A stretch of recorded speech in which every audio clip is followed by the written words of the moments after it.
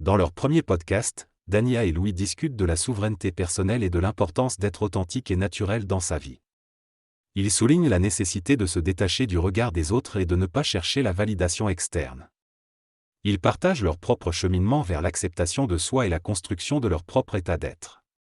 Ils reconnaissent qu'il peut être difficile d'être authentique, surtout pendant l'adolescence où l'on cherche souvent l'approbation extérieure. Cependant, ils affirment que la recherche de l'authenticité conduit finalement à la joie et à la paix intérieure. Dans cette conversation, les interlocuteurs discutent du processus de retour à leur véritable moi et de l'incarnation de leur authenticité.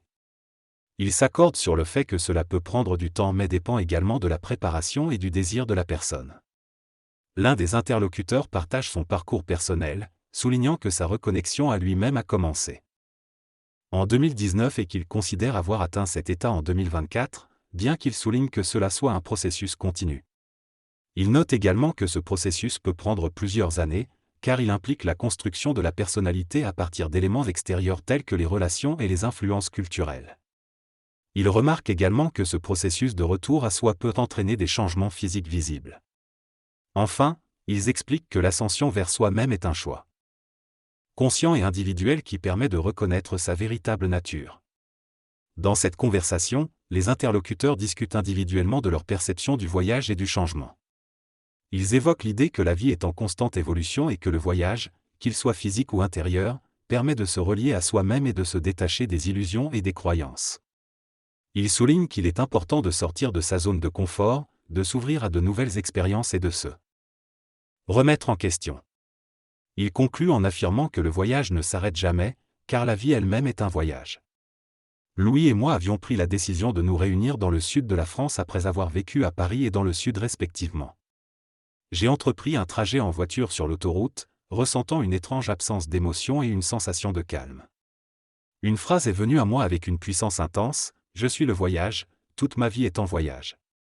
Cela m'a offert une immense liberté et une certitude que cette liberté ne me serait jamais enlevée.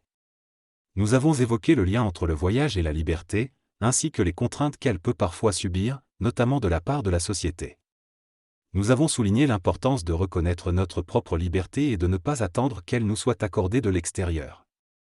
Toutefois, nous avons également mentionné que dans certains contextes, la liberté peut être entravée par des facteurs externes tels que la société ou les gouvernements.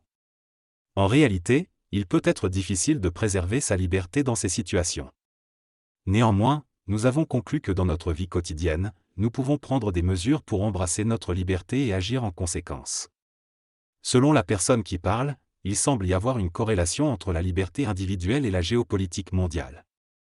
Elle considère que la liberté et la souveraineté nécessitent certaines actions à mettre en place. Elle remarque également que les femmes semblent moins impliquées dans la recherche de cette liberté et souveraineté.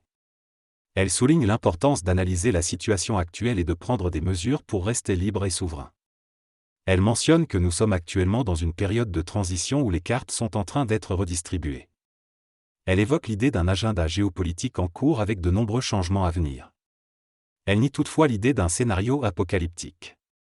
Elle dit qu'une fois certaines actions accomplies, on peut se reposer sur cette échelle de vie.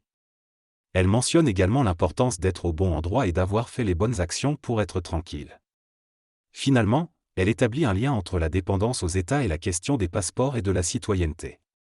Elle reconnaît l'importance de cet aspect bien que cela aurait été plus simple de ne pas y accorder d'importance. Dans cette discussion, les interlocuteurs abordent différents aspects liés à la dépendance à l'État.